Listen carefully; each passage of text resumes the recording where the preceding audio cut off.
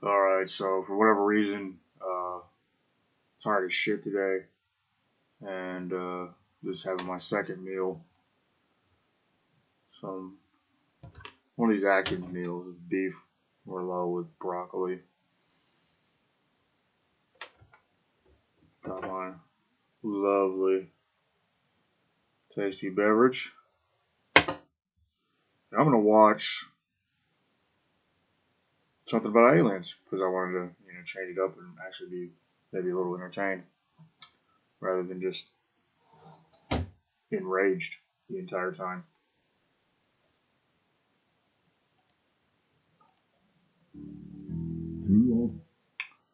So this is The Day Before Disclosure. It's one of those movies that Stephen Greer did.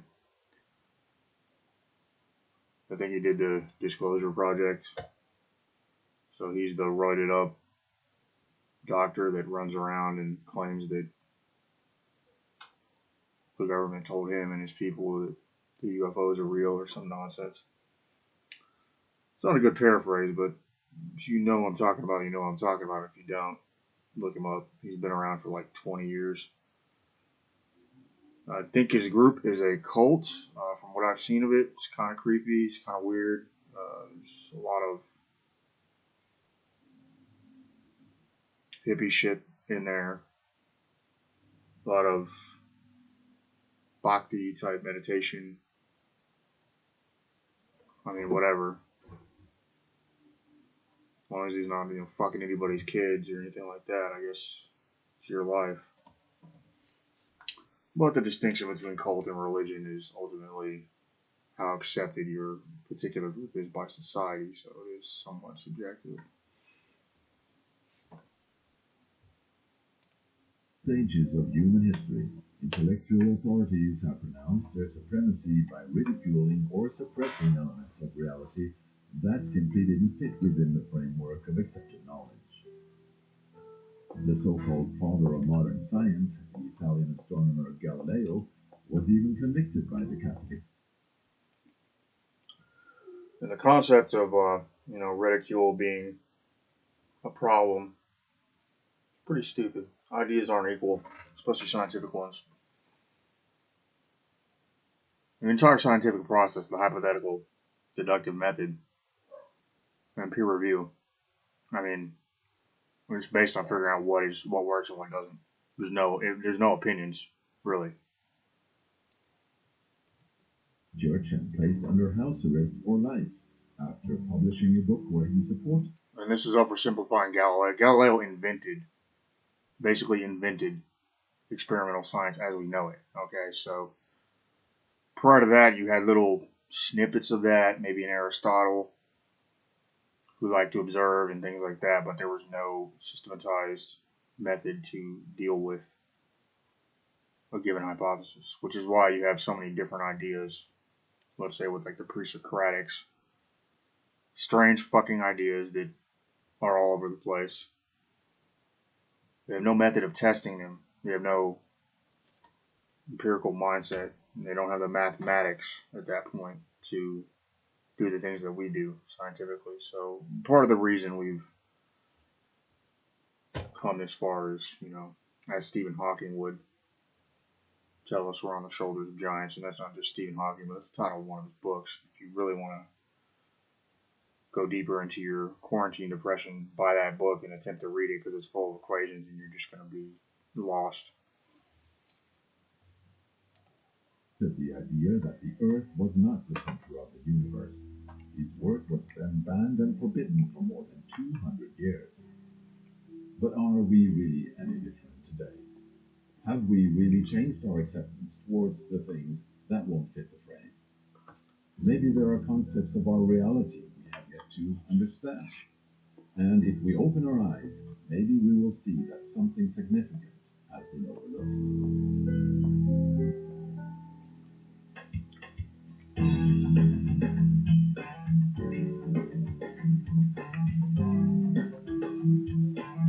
Hit him with that basic 80s metal track.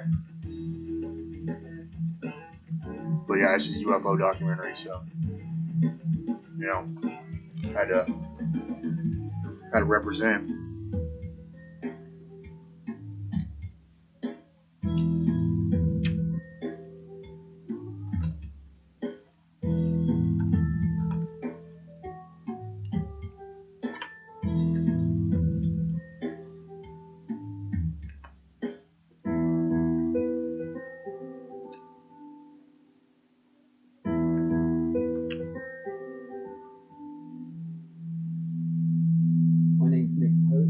I worked for the Ministry of Defence, part of the British government, for 21 years, and for much of the early 90s, I was responsible for running their UFO project.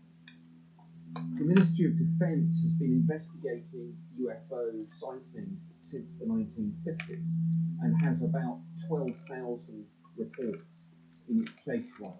When I was doing the job in the 90s, I received about 200 or 300 reports each year. In May 2008, the British government opened its first batch of UFO files for public inspection. The release, made available on the internet, created an immense media and public interest, with over 2 million downloads the first weeks. Other nations have just recently opened their files, and more were to follow. France, Belgium, Ireland, Denmark, Turkey, Brazil, Argentina, Mexico. The most amazing stories were revealed of craft, UFO fleets, landings, and even ET entities being seen, often with multiple eyewitnesses involved. Even if many of the reports could be explained as aircraft, weather balloons, satellites, or planets, or special weather phenomena, still a large portion remained unexplained. It is clear to me, given that these things are seen by police officers, pilots, military personnel, given that they are sometimes tracked on radar, it is clear to me that whatever the UFO phenomenon involves, there are serious defence, national security, and air safety issues at stake. The question if we are alone in the universe is as old as man himself, but now this question seems to be more pressing than ever. Today, science has discovered that many of our neighboring stars have similar planet systems. Over 500 planets have been registered so far. Yeah, it's part of the reason I at least will hypothetically entertain some of this, because you have the direct equation saying that we have X number of planets that are habitable. Out of those planets, X number of planets will develop life. Out of those planets, X number of planets will develop complex life. And out of those complex life forms that develop intelligence, X number will survive and become spacefaring. So it's at least a mathematical possibility. However, the counterpoint to all of this is Enrico Fermi's paradox, right?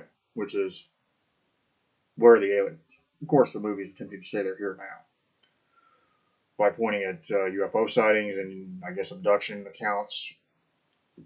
There are alternative explanations for both of those things that aren't so extreme. You could say abduction accounts are psychological problems.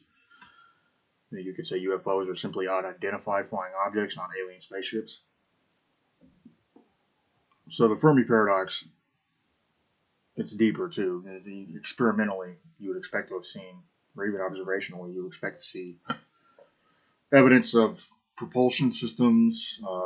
If you're using like an antimatter engine, we would see that somewhere. If you're folding space with the Alcubierre warp drive, we would expect to be able to see some weird gravitational lensing going on in an unexplained manner. So, yeah, if you have wormholes, we've never seen one. So, how are they getting around? And as far as communication, the reason we use radio waves is it's, we're in one universe, one set of laws of physics. Of course, if you get a different organism with a different body, different neurological structure, they're probably going to develop different technologies. But at the same time, they're still going to be in our universe with the same laws of physics. You would expect, at least for a small period, that a civilization would use radio waves, right? Which we've never detected any emissions from anywhere. We have SETI looking for it. So the best we can tell right now, if you're actually looking at the evidence, we are either the most advanced species in the galaxy right now, and there could be any number of reasons as to why that's the case, or we just can't see the ones that are. So we could be alone, at least in the galaxy. So, and there's myriad of reasons as to why that might be the case. So there's a concept called the Great Filter. And this concept is that eventually a civilization becomes complex enough to spacefarer, right? But something prevents it from getting to that point or spreading out beyond its initial solar system, or perhaps the speed of light is a set limit that we can't get beyond, So we know that, for instance, the Alcubierre warp drive would probably require exotic matter and negative energy and stuff that's not part of our understanding of physics now. And it may simply just not be possible, right? That's maybe why we don't see it. Doing stuff like antimatter, it's really hard to produce minuscule quantities. Nuclear thermal propulsion, plasma rockets will only get you through your own solar system. You're not even, going beyond that. So, and then you have throwing thermonuclear weapons out the back of your spaceship and pushing it along like Project Orion, but, nobody's done that yet, and it's possible. Given enough time, you'll accelerate to a fraction of the speed of light, but that would also be easy to see. So, okay, as I was saying, the Great Filter, we don't know what that is. It could be civilizations develop and there's just all-out war. They just murder each other. They just wipe each other out. They never get beyond it. Could be that there are enough catastrophes that happen, gamma ray bursts, impacts, rogue planets, that they just weed them out, and we're just lucky, right? Earth has had multiple great extinctions, whether it be because of a flood basalt eruption like the Siberian traps or the Deacon traps, or asteroid impacts, maybe gamma ray bursts, we don't know. So we're lucky, right, that we haven't suffered the same fate. In fact, the whole reason we're here is because the dinosaurs were, of course, eradicated by the Chicxulub impact. So the Great Filter is something that it's something we're going to grapple with. And it could be that life gets to the point to where it just destroys its own ecosystem. We could be living through a Great Filter right now with the sixth great extinction, where we essentially get to the point to where we are, because of our economic system and because of our overpopulation and a bunch of other things and the way we use resources, we could just be destroying our future. We could spend the next 1,000 years building seawalls rather than rockets if things go a certain way.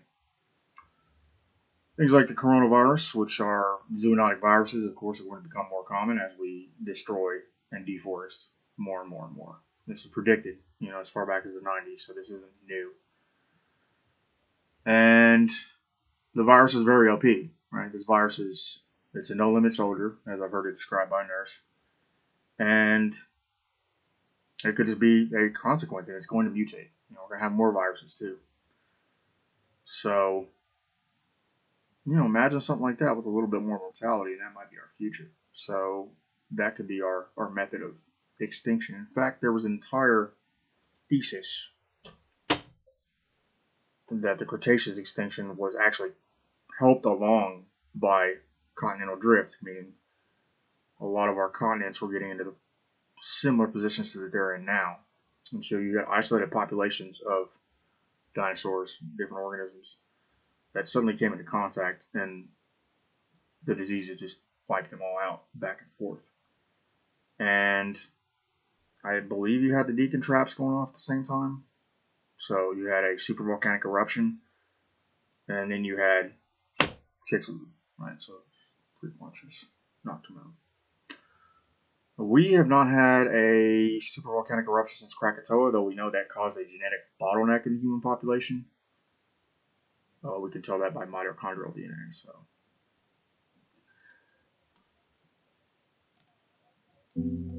some scientists even claim that our galaxy alone may have billions of planets with Earth-like conditions. So the idea of us humans being the only intelligent life in the universe seems to be losing its grip. Over the years, polls have shown that a rising number of people believe in intelligent life elsewhere. In many countries, far more than 50% of the population. The question of extraterrestrial life was also among the reasons why the SETI project was established back in the 1970s. SETI stands for Search for It's so bad out there Extraterrestrial right now, guys. This project, still ongoing, is using large radio telescopes at several locations on the globe to scan the cosmos in search for electromagnetic transmissions that could indicate intelligent life. This is the radio telescope in Bologna, in Italy, one of the largest of its kind in Europe. This enormously complex system of antennas is able to detect even the weakest signals from the universe. And by interpreting these signals, the scientists are able to learn a lot about the age and the origin of the stars, the galaxies, and the universe. And perhaps also detect signals from intelligent life. What we are looking for actually is not really a particular kind of signal. We are just searching for something different from the normal cosmic noise, so to say. So we are not searching for a particular transmission signal. But for example, it would be enough to detect some signals coming from their communications, televisions, if they do have televisions, or cellular telephones or things like that. Well, we have recorded a huge amount of data so far, but unfortunately, we could not get any signal yet. Exactly. Right. So But has the research been done for the right type of signals? While we are looking for answers inside the framework of our old paradigm, civilizations maybe several million years ahead of us in technological sophistication may not transmit our type of radio signals at all.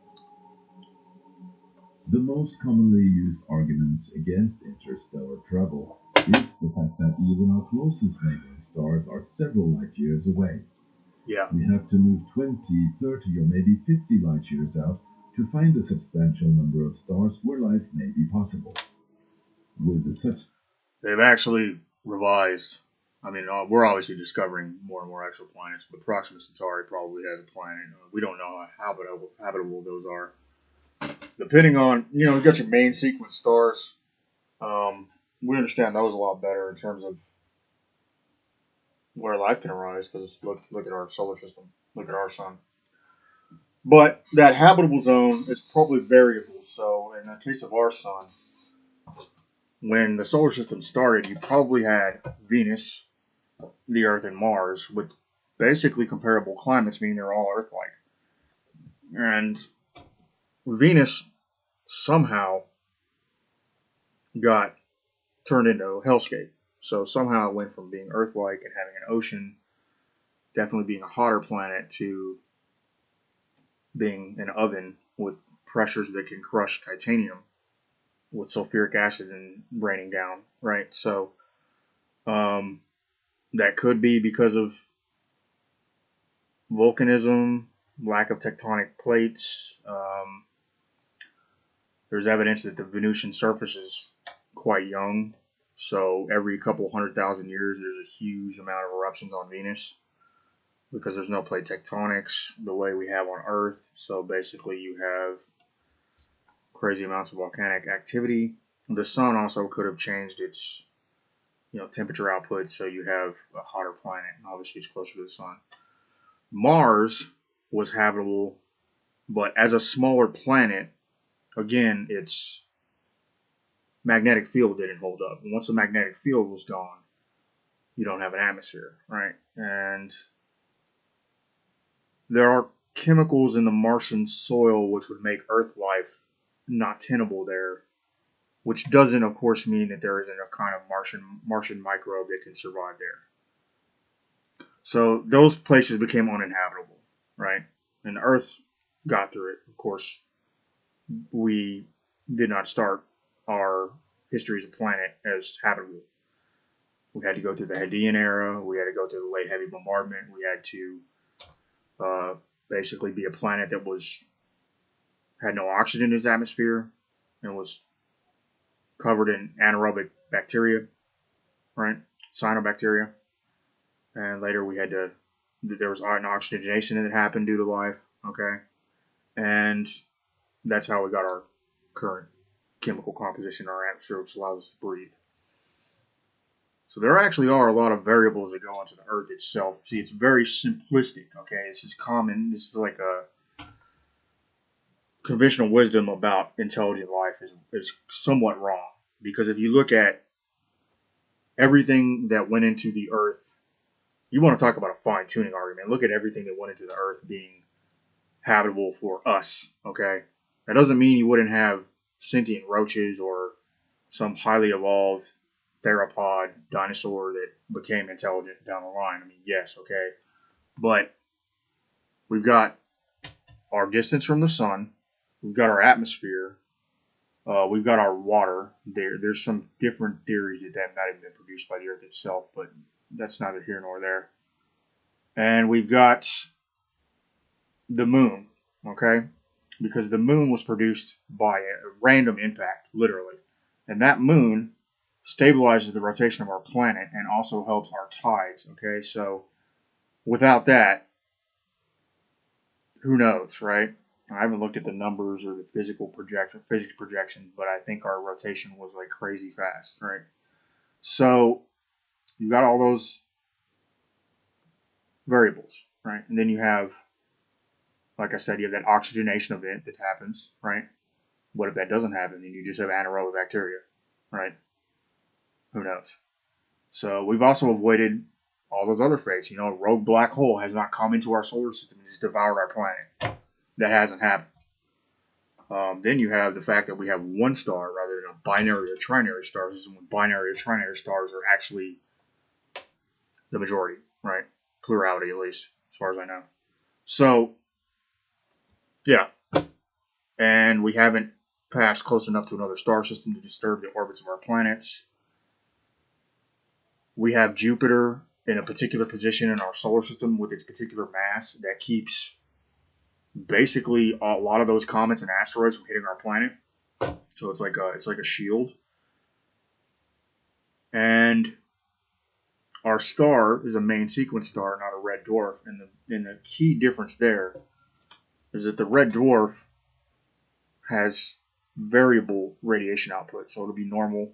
You'll be a planet in the habitable zone, you'll be fine, and then suddenly just radiation all over your planet, and you're getting a Chernobyl across the entire planet, right?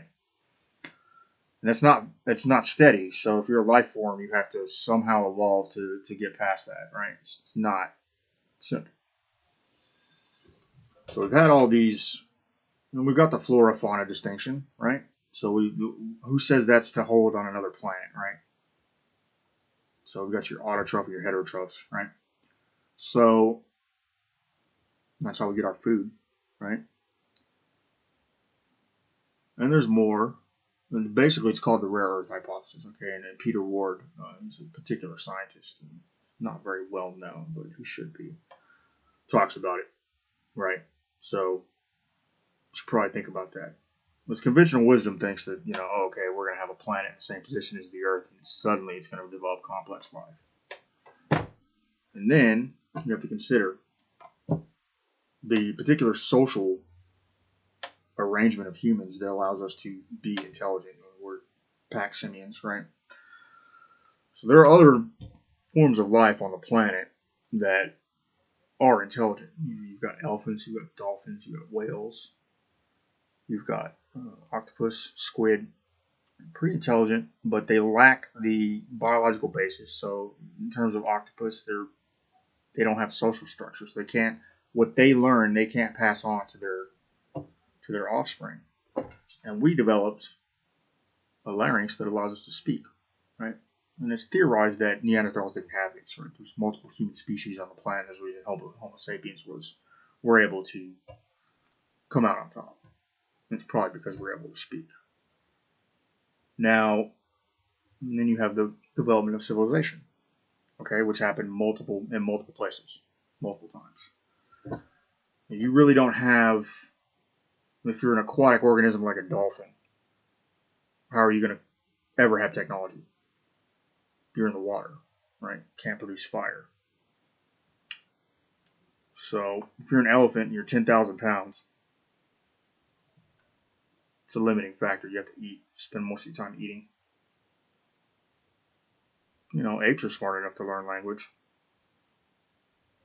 So, you know. Now, so yeah, then there's that whole civilizational aspect that you have to develop a civilization, presumably, to be able to produce any kind of interstellar travel. And then there's the question of how that civilization is structured. How do we know that we're really not going to know, but how do we know that other intelligent life hasn't developed a very maladaptive social structure which destroyed it, right? That's a possibility. We might be headed there. I don't know. So there's a lot of variables that go into this question of intelligent life, and it is common sense to try to say, oh, well, there's so many stars. Well, yeah, but we don't know, without having a representative sample, we don't know how many planets are getting wiped out on a regular basis or how many civilizations are just going extinct. We know from looking at Earth life that 99% of all life goes extinct, right? And forms of life go extinct, and very few of them are able to actually progress on. And in fact, if you look at the body plans of any given organism on the planet, there's only a handful left. I mean, it used to be there was a lot more diversity in that. So extinction cut that down to size.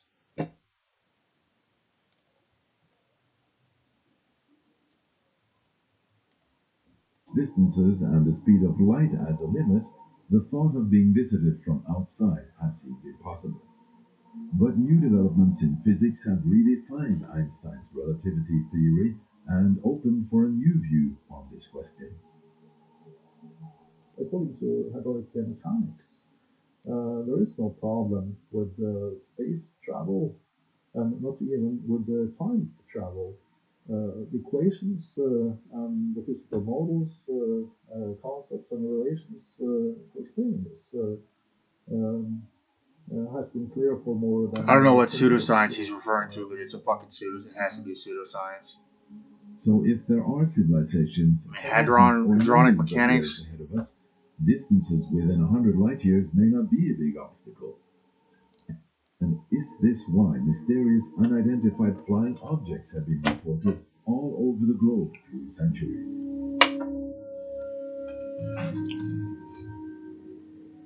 What really made the UFO phenomenon known to the public was what happened here in Washington in the summer of 1952, when a series of UFO observations were made during a period of 2 weeks. Objects were traced on radar flying 1,000 miles per hour, and they suddenly executed a 90-degree turn and other maneuvers that no aircraft could do even today. Military pilots were launched to chase these objects. They got close enough to them to see they were round balls of light or oval balls of light, but they could not catch them. It forced the Air Force to have a press conference on this. What is going on? And during the press conference, the General Sanford, who was in charge of Air Force intelligence, basically argued that as far as he was concerned, it was all natural phenomenon and there wasn't anything to worry about. So the press, being satisfied with that, publicized, with all weather and temperature inversions and weather phenomena that were causing these sightings, and you could forget all about them. A Navy officer who was working in the intelligence. So I have seen one before, but it was just lights. It was in Texas City. And I think that it's highly likely that it was flares or something. In the Air Force intelligence, told an FBI person that several percent of the sightings could not be explained, and that the top Air Force people, some of them were seriously considering interplanetary ships as the explanation. The pilot Kenneth Arnold had already in 1947 introduced the name flying saucers when he claimed to have come upon a formation of 9 unusual saucer-like objects near Mount Rainier in the state of Washington in June that year. Before this, pilots of World War II bombers had named them Foo Fighters. These smaller discs were frequently seen as rapid lights crossing over German, Japanese, and Allied territories, sometimes right next to the aircraft, as if monitoring their operations. A recent release from the British UFO files showed that Prime Minister Winston Churchill was very concerned about the UFO issue and ordered reported sightings to be kept. I guess Churchill was afraid of them bringing that, gay space communism down and fucking his shit all up. That's what I think.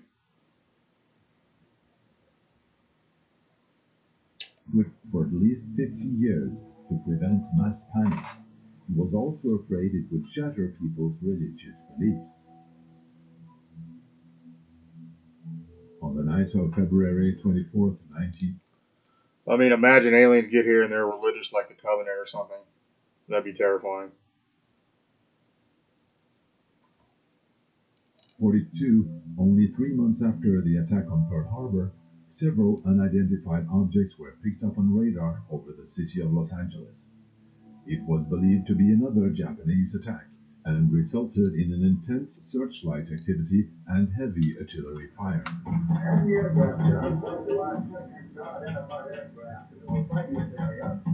But the presumed enemy never fought back, and suddenly the objects disappeared without trace.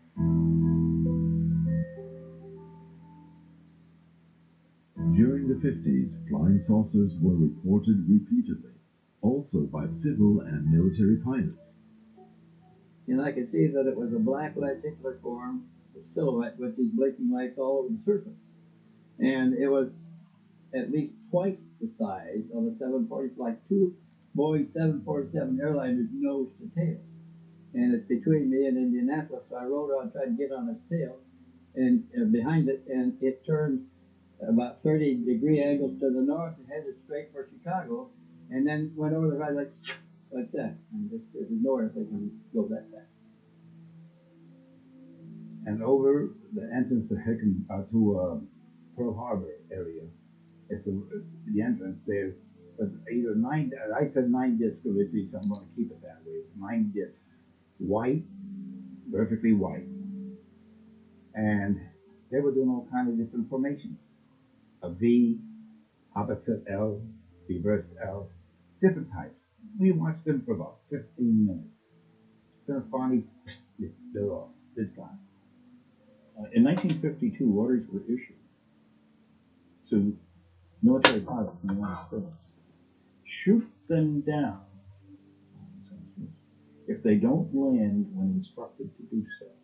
They have the newspaper articles proving that. Matter of fact, the head of the American Rocket Society wrote a letter to President Truman saying he didn't think that was a good idea. Not a good way to welcome anybody coming here. The American jet fighter pilot Milton Torres, stationed at the Manson RAF base in Britain, was on May 20th, 1957, ordered to go after and shoot down a large UFO spotted on radar hovering over Ipswich. This enormous object, the size of an aircraft carrier, disappeared into the sky at the very instant he was to launch his rockets. I was thinking that if I fired this thing, that he may vaporize me. I didn't know what it was, but I knew it was not of this earth. It was not a man-made object. This was something that was... They could stop. They could absolutely stand still, and they could go Mach 10 or more at any time. And a human being would be splashed up against the sidewall from the forces of just the momentum forces. That would destroy it. So it was nothing that we humans know anything about. But many, many pilots in military planes who were ordered to go after and shoot down discs, they either disappeared or their planes crashed. This is another underbelly of this whole phenomenon. And before he died, Len Springfield, who was the very first on the planet who had the courage to start publicly reporting that not only were there beautiful lights in the sky that moved in erratic patterns, but they were clearly involved with crash retrieval stories that were coming to him from military people who would not go on the record, that we were retrieving bodies, we were retrieving technology. And Len Springfield said, Linda, I know firsthand that our government had a standing policy to take these discs down out of the sky until we had lost so many pilots that that order was rescinded around 1953 to 54.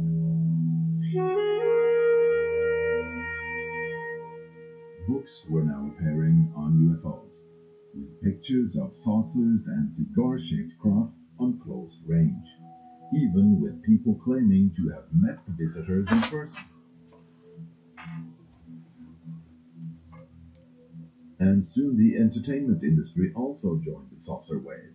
This somehow influenced on the image of the UFO issue, giving skeptics further reason for ridicule of the phenomenon.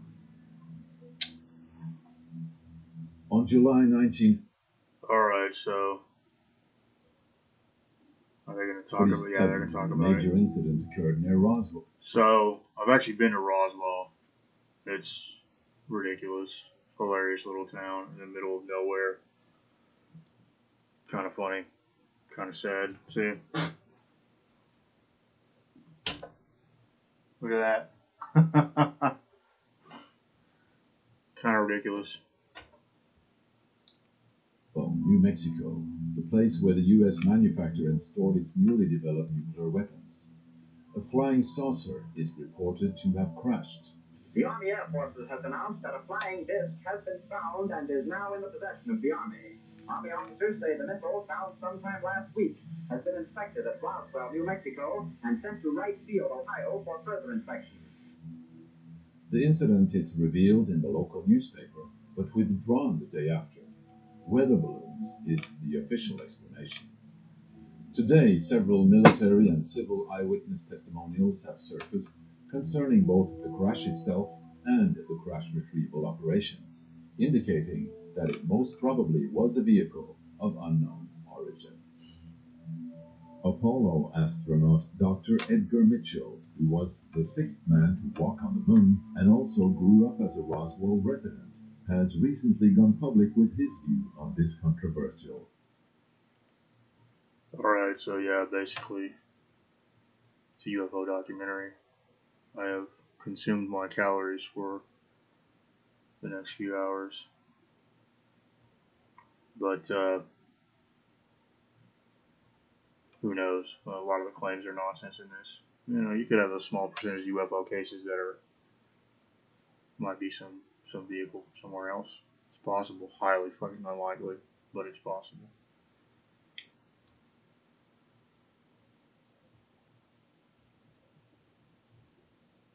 So yeah, take it sleazy, I guess.